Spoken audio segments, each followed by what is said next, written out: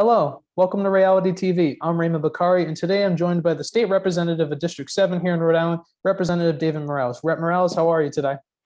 Doing good, Ray. It's so good to be back on the show. I know I was first here for episode 10, I believe. So Yep. I definitely want to thank you again for the opportunity to be back on, especially because I know we have some exciting topics to discuss, especially as we're closing in on the beginning of the 2022 legislative session. So I hope you've been doing well.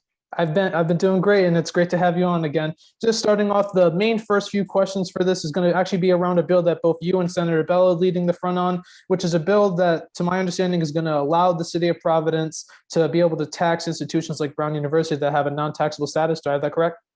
That is correct. Yes. So we are working on developing a bill that has already been drafted. We're still talking about it with our colleagues, but the premise, as you have stated before, it would be a bill to essentially repeal the current tax exemptions that exist for Brown University, as they have been embedded in our state tax law for decades on end. And in addition to that, also enable cities and towns across the state, I want to be very clear about that, across the state, not just within Providence, to be able to tax private higher education institutions. So in addition to that, again, it is more than anything else an enabling, and it gives the opportunity for the cities and towns to pursue tax action accordingly. And this also extends to these higher education institutions. And currently, the way the bill is also drafted right now would also allow for them to tax certain nonprofits based on land that is being used that is not for the purpose of that nonprofit's respective mission. And again, that's one of the current details of the bill that we're looking at as well, just to make sure that it's drafted accordingly. And that sort of summarizes the bill. My first question, you kind of answered it, but is there anything else that those watching need to know more about this bill and what changes it'll bring?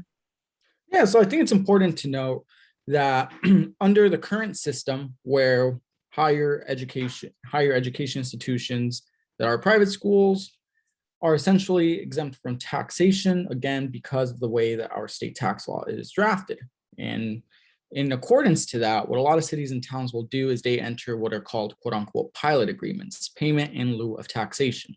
So that's essentially a conversation between these private institutions and a respective city and town in regards to, hey, we're not going to pay our fully assessed property tax bill, but instead let's come to an agreement where we can pay a fraction of it.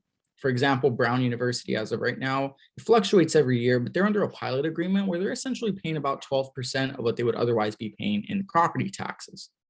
And that's very similar in terms of other institutions that also have a part in such a pilot agreement. So I'm also talking about Providence College in this instance, Johnson and Wales, and the Rhode Island School of Design. And when I talked to Senator Bell a few episodes back about this bill, he said something that one of the things being looked at is instead of like the property tax, there's going to be looking at the tuition that's above, I believe it was like 50 to 75,000 or above a certain amount, the high tuition rate. Is that what's in the bill too? No, so that's a separate piece of legislation that I would also be happy to talk about as well. So the one we're talking about right now is, again, the idea that cities and towns would have the opportunity to tax the land of, again, these private colleges and universities. And ultimately, it would be decided upon the cities and towns to determine what that tax rate looks like. But the idea would be that 100% of that institution's respective property would be taxed to the fullest extent possible. Same way that we tax homeowners, right? We tax working people, we tax individuals who own property, because whether it is for the purposes of for profit or whether it is for the purposes of, being able to be housed and whatnot, again, we think that that taxation should also be applied to private schools in the sense of colleges and universities, especially when you consider the fact that a lot of these are raking in millions of dollars each and every single year. And I also just wanted to add one note as to why this bill is also so important in regards to the tax implications this might have on working people. So a lot of folks are not aware, but when we enter these pilot agreements, the state actually reimburses some of the cities and towns for having land that is not taxed. So what I'm essentially saying is that every single year, Rhode Island taxpayers are paying the city of Providence some additional money because of the fact that Providence cannot fully tax Brown University's land. So in other In other words, we're essentially forcing working people to subsidize some of the lack of taxes that Brown isn't currently paying. And again, it's a very small detail within the state budget that a lot of people are not aware of. So this is why it's important when we're talking about equity and making sure that we are doing what we can to protect our communities from any potential tax hikes on them, that we are doing what we can to hold these institutions accountable. And this is another thing I brought up with Senator Bell, and I've heard these kind of talking points quite often whenever I ask, because throughout the summer when I had city officials, candidates running for mayor, I would always ask about this because this is going to be a big issue leading into 2022, and especially more so now that this bill is being introduced. And I even asked my own rep when you had brought up on Twitter not too long ago when I brought up the example of Cambridge with MIT, that this bill is being introduced. So I brought this up to my own rep. I'm not going to say who my rep is, but one of the things that I noticed when I asked if they were in favor, they brought up a couple of things that they wanted to make sure before they were fully on board was with this bill, is that their concern is, has the homework been done? Has the homework been done when it comes to drafting this legislation? Homework as in how much tax revenue would be garnered, homework as in what the stakeholders' opinions are. What research is it that we're talking about? The rep, just in general, they were asking if the proper homework has been done, and I'm assuming it has, because Senator Bell also said that there was talks with the lawyers when drafting up this legislation. I just want to so essentially we've looked out for like all the legal remedies regarding this. Like, is it legal to pursue this action? The answer is yes. In terms of what are the stakeholders on the opposing end think, those who would be affected by such taxation, and again, fair accountability, I would argue that we'll probably be in a position where they will oppose this. And the matter of the fact is that Brown University, alongside other private colleges that charge absorbent amounts for their tuition, alongside the fact that they have a very strong endowment, will probably be opposed to this piece of legislation because of the fact that they want to maximize profit internally. So aside from that, I think the homework that needs to be done, and essentially the entire research that we need to look at, is how much money the city of Providence and other municipalities have lost as a result of having some of these institutions expand within their respective cities and towns, and how much it eats away at the tax base, while again, we're being forced to increase property taxes on working people in order to offset those costs. So I think really when we're talking about like what research needs to be done, is we need to look at the missed opportunities we've had for decades on end. And you brought up the legal challenges, which was another thing I wanted to ask about, because that's one of the things I had heard a couple of times whenever I asked Providence elected officials about this.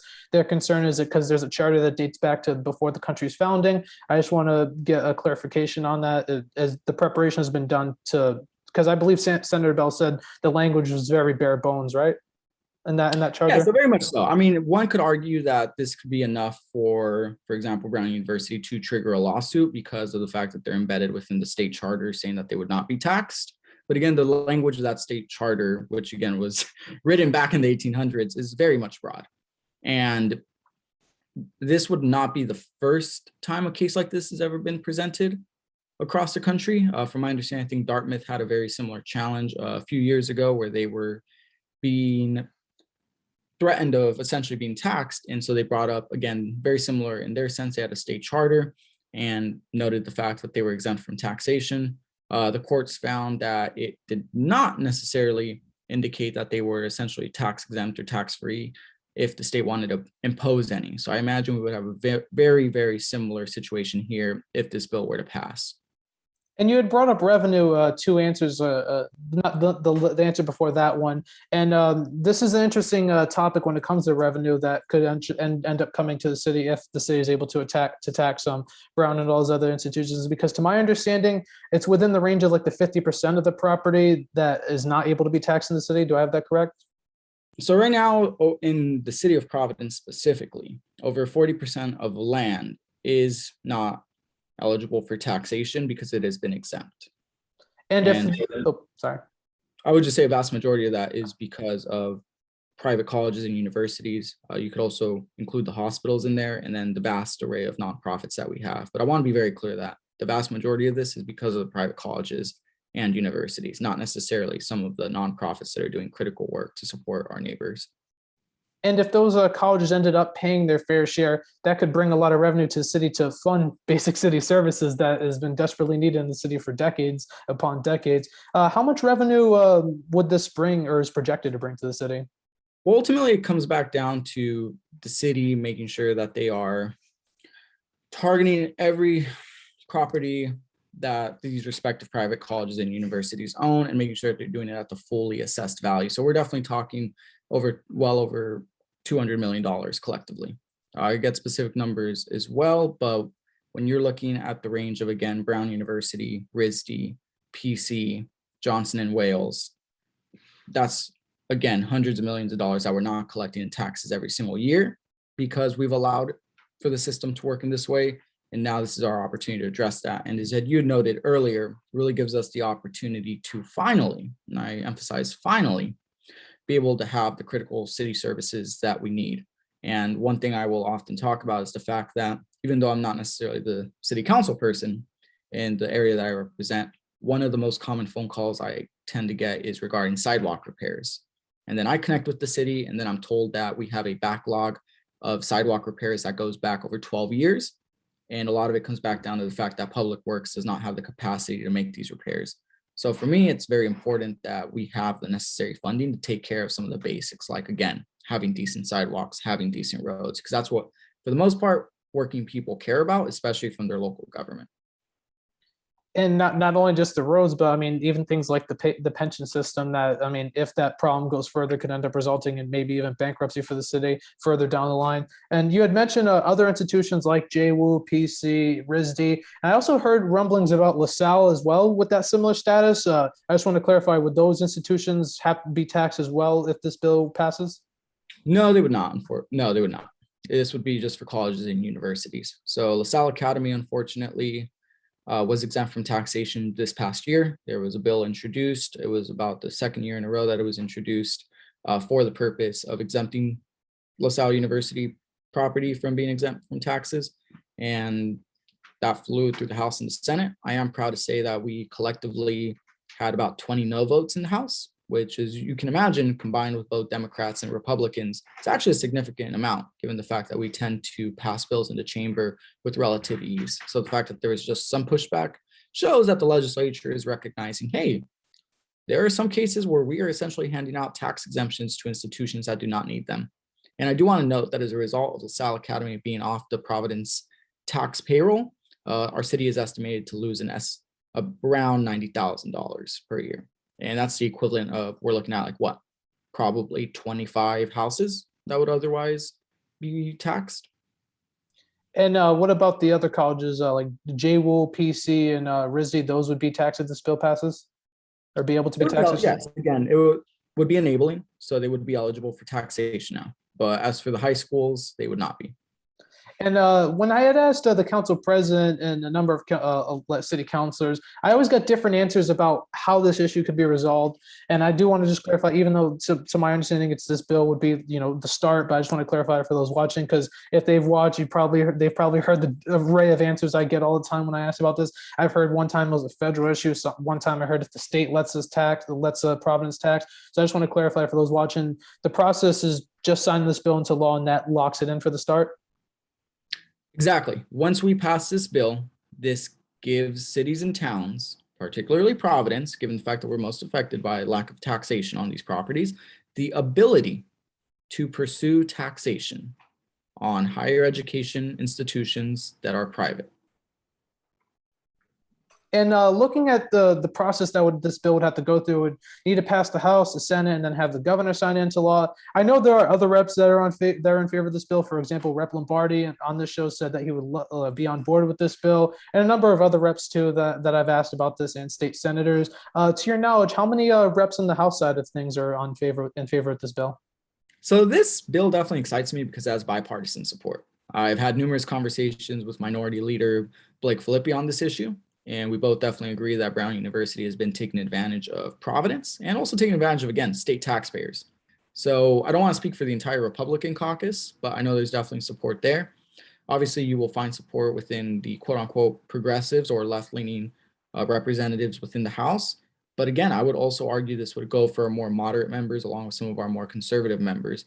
ultimately it comes back down to the fact on whether or not there would be conversations between some of the leaders in these different institutions, that being like the House Speaker, the Senate President, the Governor, about making sure it's able to move forward. But that's my long way of saying that if it were to make it out of committee, which it would be in the Finance Committee, and onto the floor, I imagine that it would pass both chambers with ease.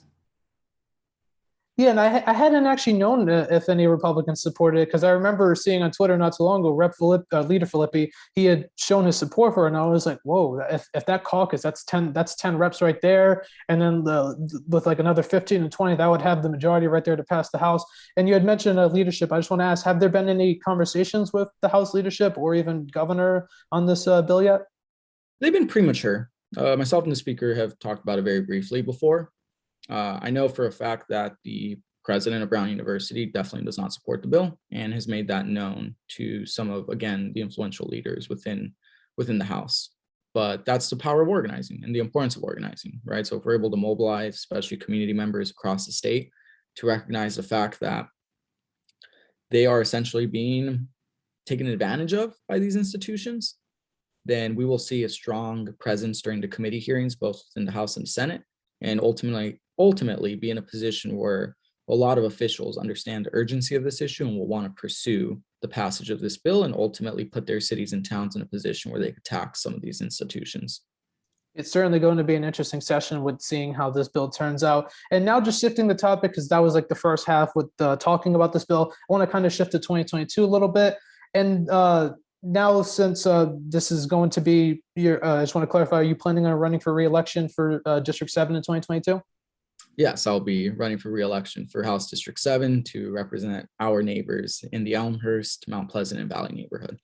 And if you don't mind me asking, I don't know if the question is a little personal, but the lines have been kind of changing. Like I know my House and Senate district under plans A, B, and C are changing. Has there been any changes to your district? There have not, like based on the redistricting maps that have come out. Is that what you're referencing, Ray? Yeah, the drafts for Plan A, B, and C. Because I've heard some people say their districts changed. I'm not going to say which numbers mine have changed to, but both my rep and senator will be a new rep and senator if these maps are passed today. Okay, so I will comment on the fact that Map A, which was initially drafted, as you had stated about a week and a half ago, and were presented to the public, I was concerned because of the fact that we in House District 7, the Valley neighborhood was no longer there and was instead offset by going into Smith Hill, which to me made no sense from a geographic standpoint, but more so from a neighborhood standpoint. Plan B preserved the Valley neighborhood and actually expanded over to Mount Pleasant onto the Atwells Avenue side, which again made a ton of sense to me. So overall, what I would like to see is making sure that we preserve the neighborhoods that we have, that being Mount Pleasant, Valley, and Elmhurst. So again, Plan B did not change anything too drastically. So I would hope that we keep a draft and ultimately pass a map that looks similar to that. But again, I can only speak on the impact that it had on House District 7. So I'm not entirely sure how it might have impacted some other districts. Speaking of your re-election plans in 2022, are there any specific key issues you plan to focus on throughout the campaign next year? I will say they will be the ones that were very similar to our initial grassroots campaign. It's going to be focused on ensuring that we improve the quality of our public schools. So that looks like reevaluating what the state's education funding formula looks like, making sure that we're incorporating English language learners into that formula, making sure that we're accounting for transportation within the urban core, and ultimately putting Providence Public Schools in a position where there is more funding, specifically looking at the infrastructure repairs, but also more so than that, investing in mental health counselors as well. And given the fact that a vast majority of the families in our district attend public schools, I know that's an issue that's very important to them, and a conversation I often have with folks during my weekly office hours or during our monthly town halls. In addition to that, healthcare. The matter of the fact is, premiums continue to increase each and every single year. This year it was unfortunate, but health insurance premiums have increased by 7% on average, and that continues to happen each and every single year. So it's going to be important that we continue working towards a model of universal healthcare, making sure that people are able to go to the doctor without the fear of bankruptcy, without the fear of going into debt. In addition to that, something that I believe does not receive enough attention is the cost of utilities. We need to have a serious discussion of what it looks like to either cap the cost of utilities because of, again, the fact that they are increasing on average by like 9%, both gas and electric. So how do we reduce those costs?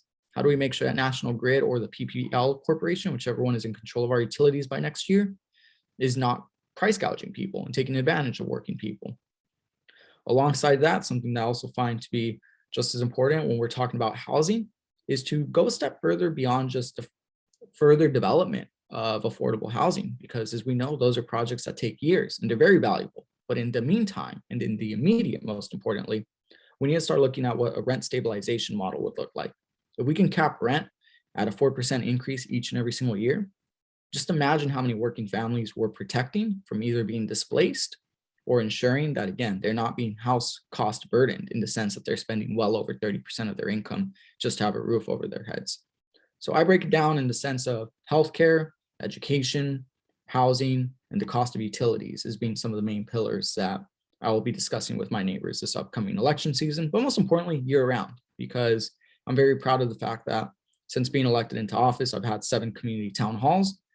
Just last month, I started a recent initiative where every Monday at the Mount Pleasant Community Library, I'm there and available to chat with neighbors on an individual basis. And so far, we've had really intriguing conversations. And while we're still talking about 2022, this is one that I wanted to ask you about, because when I was doing kind of that like summer focusing on the mayoral election, one of the things I would always do is like check that Wikipedia page, and I mean, even though it's Wikipedia, you got to take it with a grain of salt, but it would mention potential candidates, and a while back it had your name listed as a potential candidate, and I was like, I never heard anything about that, but I had never asked you about it either. So I wanted to ask, were there ever any plans to run for mayor at one point? There were never any plans to run for mayor, no. So from my understanding, someone had tipped off the Boston Globe that I would be running for, potentially exploring the option of running for mayor going into the next election season. I had a conversation with the reporter and quickly dismissed it.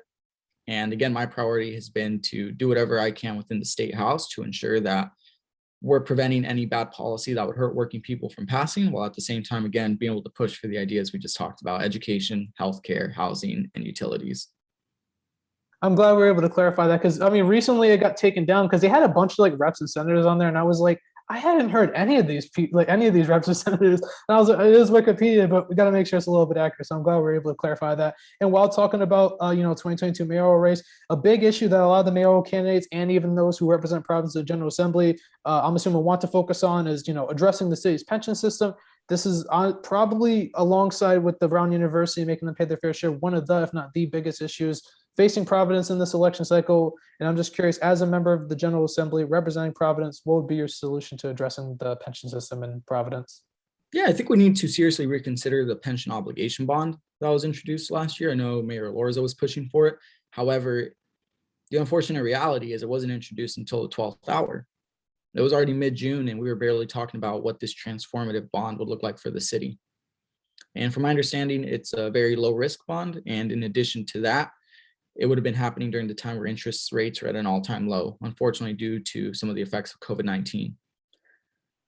Again, I want us to be able to have a more intentional conversation about that this upcoming year. We're in session for about 6 months. I think we have the conversation started in January and seriously explore what the implications would be for the city of Providence, but most importantly, the working people. Then we can see if that's a viable solution for us to pursue. I don't agree with the idea that we should be selling our water. I think that's a very short-sighted solution, and I would argue a very dangerous one. So I know there have been different ideas on how we can try to resolve this issue. I mean, one could make the argument, right, that perhaps taxing Brown University and other wealthy institutions is one of the ways that we can also pursue that.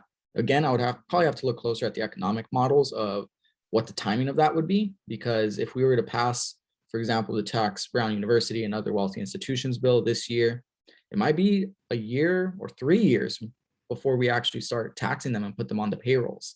And as we know, this pension issue is something that we have to resolve in the immediate as well. So I want us to start thinking critically of what a pension obligation bond would look like. And there are also others. Another idea that I've talked about frequently on the show that I heard sometime like this past summer that had caught my attention because it was something that Cranston did that I want to get your take on too, as a member of representing Providence in the General Assembly. What they did in 2010 and 2015, respectively, with the Teamsters and Laborers Union was for the new hires they moved to individually owned 401ks in the city of Cranston. Is that something that you'd be in favor of? Yeah, so from my understanding, we're already starting to do that with some of our workforce within the city, and definitely from my understanding, also a conversation that's being had within state government. I don't agree with that. I understand the rationale for it, but I think if you are going to be a quote unquote public servant, you deserve like the full benefits. And that looks like, again, a pension that you can depend on and not necessarily going to a privatization model before 401k. I know the Providence firefighters have been relatively clear about their opposition towards it. And again, that's something I stand in firm solidarity on with them. And another one that I have also heard that I believe Councilman Salvatore talked about on the show was a hybrid option with the state. What's your take on that? Yeah, so very similarly, again, I think we're forcing working people to take on the burden when it's the fault of politicians. Politicians are the ones that failed the pension system, but now we're forcing working people to really solve it for them.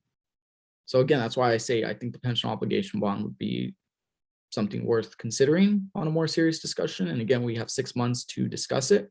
I think putting some of the responsibility on some of the wealthy institutions that have been getting away with not paying their fair share would also be a reasonable option. For the most part, like I said, I'm more than anything else really against the idea of pursuing like a 401k. I know the hybrid option has been somewhat successful from my understanding in Central Falls to an extent. So that's definitely something that could, again, we can seriously take a look at. But if we could avoid putting it, and I know we can avoid putting it on the backs of working people, I would much prefer to go a different route. And my final 2022 question before we go to those non-political topics, one of them is that another one that I've asked a few of those representing Providence in the General Assembly, and I know it's a little early, but since we are getting close to the election and the September primary is really when we get our basically find out who the next mayor is there a candidate currently running in that primary that either you are supporting or planning on endorsing? No, so as of right now, I am having conversations with different mayoral candidates, and I think it's important that when I have these conversations, I'm very clear and intentional about what I want to see from the next mayor of Providence. And simply put, I want someone who's going to actually advocate for Providence, who's going to be very firm about going to the General Assembly and making sure that distressed communities aid, which Providence benefits from more so than any other municipality, is fully funded. I do not want to settle for level funding. I want Providence to get their fair share of the distressed communities aid that is presented by the state.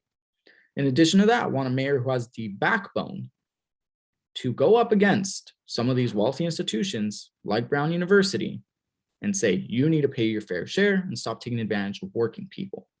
We need a mayor who is going to prioritize the basic needs of, again, making sure our public works department is well staffed and is doing the job that they are supposed to be delivering for the people in the city, such as, again, the decency of having repaired sidewalks, the decency of also making sure that our roads are safe. In addition to that, I talked about advocating for Providence, but also someone who is going to be standing up to the fact that we have seen a lot of issues in regards to what the state takeover and what the implications have been. And while I understand that the state is currently in control, we also need a mayor who's trying to be a part of these conversations, but doing it in a way that isn't always necessarily confrontational, but one that is collaborative. How can we make sure that we're not letting the state act in a silo, but also allow for the city to be in collaboration with them? And I think one of the main ways that we can also do that is imagine, and I say this, Ray, I say this to advocates, I say this to the teachers union, I say this to folks within RIDE. Imagine what we could accomplish if we had RIDE. We have the commissioner of education, if you had the Providence superintendent, if you had the Providence mayor, if you had the Providence delegation within the state house and the state senate advocating to the governor, advocating to the finance committee, demanding that we finally update our state's education funding formula. Imagine the change that we can see there when you put the pressure, when you raise the urgency, when you garner community members to come together and say, Providence has been underfunded for well too long. And the same could be said for the other urban core areas such as Central Falls and Pawtucket. And I really think we would see some results and some change there. But ultimately, again, it comes back down to who has that platform as mayor and who's willing to use it for the benefit of the working people within Providence.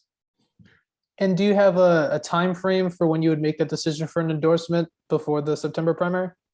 Yeah, I mean, I will be honest. I am hoping it would be sooner than later. If someone can demonstrate that to me sooner than later, I'd be happy to endorse come tomorrow if that was shown, proven, and then ultimately something that I can do to support them in the sense of letting our neighbors know, hey, we have someone that we can count on within City Hall.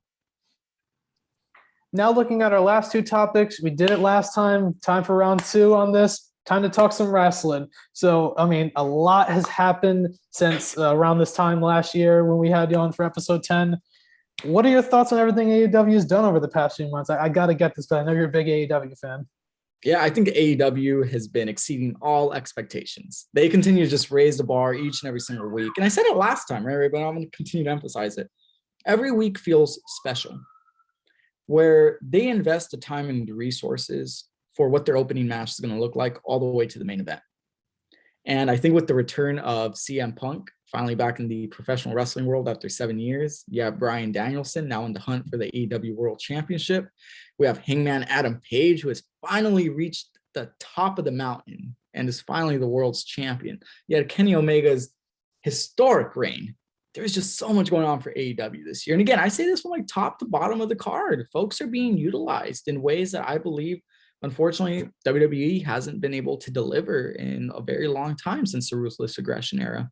So I'm very pleased with everything AEW has been presenting, but very similar to like yourself. I'm just waiting for them to announce the day that they go over to Dunkin' Donuts Center and we can see them in Providence. Oh my God, yes, absolutely. And I got to ask this because you met with a few AEW stars. Has that conversation been talked about? Because you met with Thunder Rosa, Ruby Soho, a bunch of indie wrestlers. Have you at least brought that up? I know you've had to. Oh, I am always bringing it up. I am always telling them, please tell Tony to come to Providence. A couple of them follow you. I'm pretty sure we can get a follow back from Tony Khan and then just send one little direct message like Dunkin' Donuts Center this day, book it. I've been working on it. Like every time I post, again, the opportunities and the privilege that I've had to be able to have one-on-one conversations with Thunder Rosa and most recently Ruby Soho. Whenever I post on social media that I had an interaction with them, I always tag Tony Khan on the photos. I always tag Tony Khan on social media. I'm always liking and responding, bring AEW to Providence too. Exactly. No, and I want them to know that demand is there because there is a very strong professional wrestling scene within, again, the city of Providence, but in the state of Rhode Island as a whole. I mean, I will mention it right now, as I'm sure you've seen, but over the last several months, I've been doing some professional wrestling on the side in the independent scene. And we have, again, this is a part of a Renegade Wrestling Alliance, so the RWA, and they have a very strong fan base. Last two shows we've had in Riverside, Rhode Island, they've been sellouts. So again, I want them to understand there is a desire for more professional wrestling within Rhode Island. And before we go to your RWA stuff, Monday Night Raw came back to Providence, and this is the first time since COVID it became an issue, and there wasn't like live events going on when they had to like do everything at the Performing Center in Florida. And you were there. I know I saw you at the NWO gear, and I think I saw you on the hard cam one time when they were taping a main event before Raw. I got to ask, how did you think that Raw went, and what was that experience like being back at a live show? Because I was there. Oh my God, it was awesome. It was exciting. And again, I think that was we might be a little biased, but I thought it was one of the best draws in a while. I think it was jam-packed from top to bottom. And the fact that I was able to see Big E as WWE champion in person was just amazing because we've been clamoring for Big E to be a world's champion for a very long time. So the fact that we were able to see him live and then the array of other superstars that we were able to see in person, like Becky Lynch, I think her and Bianca Belair had definitely one of the most intriguing matches, and it was an opener. And it was a very, very, very entertaining opener. They were going back and forth. I think it clocked in at well over 20 minutes. So from top to bottom, again, it was a very entertaining show, and I'm very excited that they had the opportunity to come back to Providence. And I know they'll be hosting a pay-per-view sometime next year in the spring. I know it has not been announced yet in terms of what pay-per-view it will be, but I will certainly try my best to be there. There's probably going to be Backlash because it's in May, and they usually do Backlash the month after. I mean, the pay-per-view after Mania. Is it immediately following Mania? It's going to be in May, which, I mean, if they do the usual April Mania, most likely going to be Backlash because they always do Backlash after. Or if somehow they change and do like Clash, it's going to be whatever the pay-per-view is after Mania, to my understanding. I could be wrong though. I mean, It's even more exciting then. I mean, Backlash, those are always the Mania rematches or the feud enders. Man, the last few Backlashes have actually been a lot better than I thought they'd be. Yes, just don't talk about Backlash 2017. Or was it 20? One where we- Samoa Joe and Roman Reigns made it. and they all walked out. But that was before he became the tribal chiif. He's been killing it.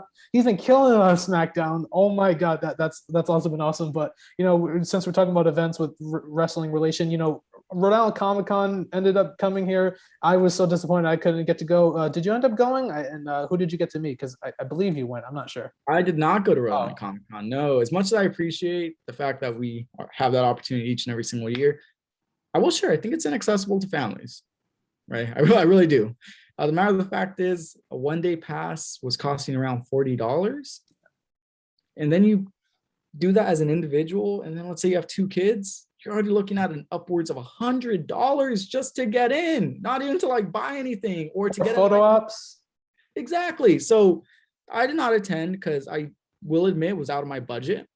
But what I did do that weekend instead, which I love the fact that we were able to do it in our neighborhood every single year, is Mount Pleasant Library hosts what we call a comics festival. Again, every single year, it takes place during the weekend of Rhode Island Comic Con, which is to provide an alternative and free version of comic fun. So free comic books for the kids. I dressed up as Spider-Man and showed up, even though it was, I will admit, pretty cold at that time. But again, it provided an opportunity for families to come together and celebrate the art of pop culture without, again, having to stress about parking or having to pay an upwards of $40 plus just to get in. I think that would have been my apologies for confusion with Comic-Con. Was that where you met Thunder Rosa, or was that at an indie show? No, so I met Thunder Rosa at the Onlyville Library. She came down, and she came down on, I forgot what date it was, but it was in celebration of Dia de los Muertos, because Thunder Rosa is Mexicana, just very similar to myself. And she came down to do a book reading with the kids. So given that I'm the neighboring rep, it was not a very far drive for me to go down to Onlyville Library. I met with the library manager. We have a very good relationship, and I was there and had the opportunity to meet her and talk to her and have a pretty in-depth conversation following the event. She's been awesome. I love her work on the indies. I remember, I believe the first match that I had ever watched of hers was, I even talked about this on Twitter, was you have you ever watched, remember Grimm's Toy Show? Like when he did his little, Grim, yeah, I do remember. It's a mean throwback. So when he started doing like the actual wrestling and going away from like the toy show thing, he started getting indie wrestlers. Like he had Rhett Titus on at one point, and his brother, his name is Doo-Hop on YouTube, but like he was going under like an alternate called El Jefe Rojo. And the first match I'd ever watched, it was a mixed tag match, I believe. It was Thunder Rosa, I forget the other wrestler's name. Both of them had faced El Jefe Rojo and another wrestler, and I immediately fell in love with Thunder Rosa's work. And when I saw that, I was like, oh my God, I'm so jelly I didn't get to go. But that's awesome. She's incredible. Very similarly, I watched her when she was competing with the NWA. And then when I found out that she had been signed to AEW earlier this year, I was so excited and never thought I'd be in a position to meet her. So that was just awesome. Yeah, definitely. That's a great signing by AEW. And you know, one AEW thing I want to get your take on, because you talked about how everything from the top to the bottom of the card, it's kind of reminding me of Nitro in that first year where they were doing everything right, like in like that 96 to 97 before Starrcade 97, that whole first year, everything was going great. You know, they had everything. They had the Nitro girls, because I mean, it was the 90s. They had the Nitro girls. You know, you had Goldberg knocking somebody's head off in the minute. You had Ric Flair and like all those legends that everybody idolized from the NWA days, the NWO, Sting. I gotta ask, do you see this as what 96 WCW versus WWE then WWF was? I think that's a fair comparison. However, the one difference is that AEW's stars do not have a ceiling. Whereas in WCW, right, if you were regulated to the cruiserweight division, there was no way you were ever going to be above that. And I think the most notable example is Chris Jericho, which is one of the reasons why he departed, because he couldn't get a feud with Goldberg, because they saw him as a cruiserweight, they saw his peak as TV champion, and they left it at that. Whereas here, I think we're in positions where we're able to see stars and these different professional wrestlers have the opportunity to hit the main event scene and not be subjected to just one division or to one part of the card, but it instead be able to go up and down the card, right? I mean, the fact that Bryan Danielson had a match on AEW Dark, which airs on YouTube. Really goes to show like how versatile these stars are, and the fact that everyone's willing to be able to be put in these different positions without their ego getting in the way. I mean, if you remember WCW Thunder back in '99, you had NWO stars who refused to show up for Thunder because they thought it was beneath them. Whereas in AEW side, it's like everyone's equal in one way, shape, or form, and everyone gets to be a part of the card. I mean, for example, like women have main evented AEW several times this year. And I think that's been a very big deal. Some of the best matches ever put forward. I mean, Dr. Britt Baker in that Lights Out match, I think it was on St. Patrick's Day. It was amazing. It was phenomenal. There's shirts on it. There are action figures dedicated to just that match. She's been awesome. She has been awesome. And again, that's what happens when you tap into the full potential of each of your stars. And I think that's what WCW failed to do. Yeah. And it's ultimately why we saw their demise. That's true. I definitely can agree with you on that. And speaking of wrestling, you mentioned your work at RWA. I know you've done work as a ref. You took a bump at, I think, the first show they had back and was it in the Mount Pleasant baseball park? Was that where it was? Mount Pleasant Little League. I was body slammed by the reigning and current champion then, Callum Thomas. So I'm still recovering from it. So speaking of, when are we going to see a Rep Morales in-ring debut? Not going to spoil anything, Ray, but I will say I believe there's a strong chance that come January 8th at the Renegade Rumble in Riverside, Rhode Island, I will be there. To what capacity I will be there in is not known just yet, because I've served as a referee, I've served as a special announcer, I have served as a manager, I have served as the person presenting the championship to the winner. I think the only thing left to do is to make an in-ring debut. But again, I will leave that as a question mark. And if you want to learn more, again, I advise you January 8th, 6:30 p.m., Riverside, Rhode Island, RWA, Renegade Rumble. I definitely got to make it now. Now I have to see this. Whatever role you're going to have, I got to see that, because Rep Morales in-ring debut, that's something that I got to see that. Because, I mean, I seen all this stuff on Twitter and all that. And, I mean, it's going to culminate one day, maybe an in-ring debut. We'll see. I don't want to further ask that because I don't want to have you spoil it. But my final question, this is another non-political topic. The last time I had you on, I asked my usual Rhode Island best known for, and I don't really like to repeat questions when it comes to these non-political. So this one is an alternate.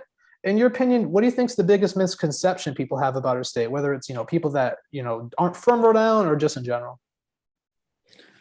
Really they assume that Rhode Island's not diverse.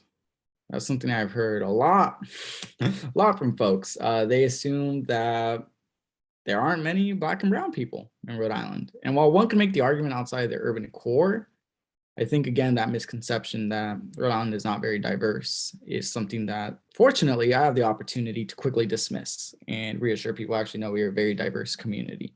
And again, it's across the state, but specifically you see it more so in the urban core than anywhere else.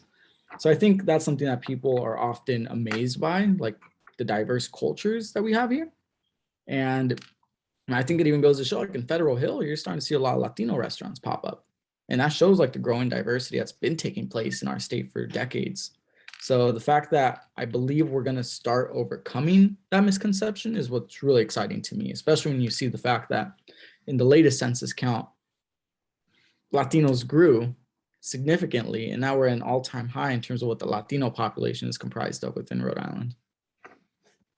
Absolutely, and diversity is definitely one of Rhode Island's biggest strengths. And I'm actually intrigued by this. I never heard that before. That's interesting. But like you said, diversity is absolutely one of Rhode Island's biggest strengths. We have a lot of great welcoming communities in our state, and I always like to say Rhode Island's like one big family because of that, combined with our gifted geographical location and just that everything's 45 minutes away, with traffic.